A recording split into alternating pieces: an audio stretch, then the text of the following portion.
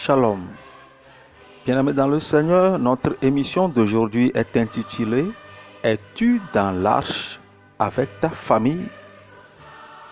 En effet, nous lisons dans Genèse chapitre 7, verset 7. « Et Noé entra dans l'arche avec ses fils et sa femme, et les femmes de ses fils avec lui, pour échapper aux eaux du déluge. » Bien-aimés, nous sommes tous dans quelque chose.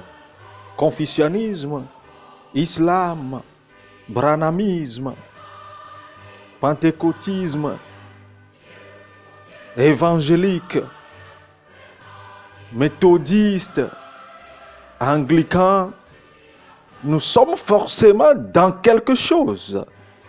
Mais la question est de savoir si il peut nous permettre d'échapper à la colère de Dieu qui s'est exprimée par l'eau au temps de Noé et qui s'exprimera par le feu très bientôt, car le compte à rebours est déjà lancé. La Bible dit que les 7 derniers jours, Noé prend tout son temps à inviter les habitants à rentrer dans l'arche, mais ils n'y trouvent aucun intérêt. Leur intérêt se trouve dans la vente des bétails et des terres, de se vanter de leurs richesses, de marier leurs filles et leurs fils. Ils se contemplaient dans les choses matérielles, comme aujourd'hui d'autres qui disent que je dois construire ma vie, je dois faire telle chose, je dois avoir tel diplôme, je dois me marier, je dois faire ceci, je dois faire cela. D'autres placent leur confiance dans les motivations et les notions de développement personnel.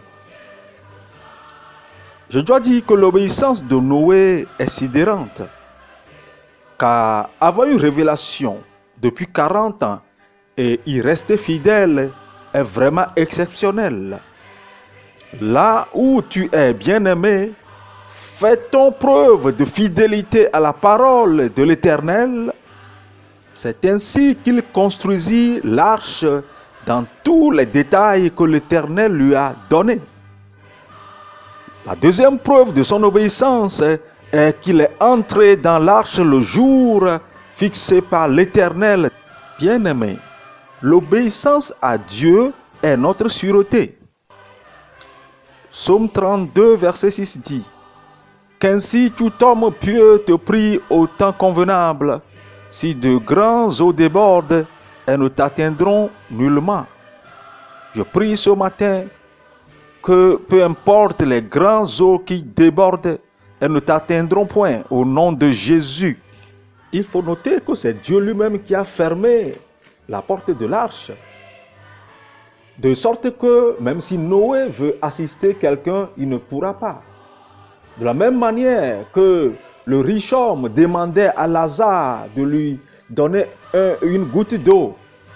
Et cela a été impossible parce que c'est Dieu lui-même qui a fixé la limite entre le paradis et le séjour des morts. Toutefois, une autre porte est ouverte. Elle s'appelle la grâce. Elle est infaillible. En effet, le verset 8 de Genèse 7 dit que les bêtes pures et impures sont amenées dans l'arche. Cela veut dire que tu appartiennes à un peuple pur ou impur, que tu sois dans la nécromancie, dans la magie, dans la sorcellerie, que tu sois dans la franc-maçonnerie, que tu sois quelqu'un qui a tué, un djihadiste, que tu sois, peu importe ton origine, que tu as avorté, la porte de la grâce t'attend. Et la porte sera bientôt fermée. Où seras-tu? Avec ta famille? Dedans avec le Seigneur? Ou dehors en train de frapper qu'on te l'ouvre?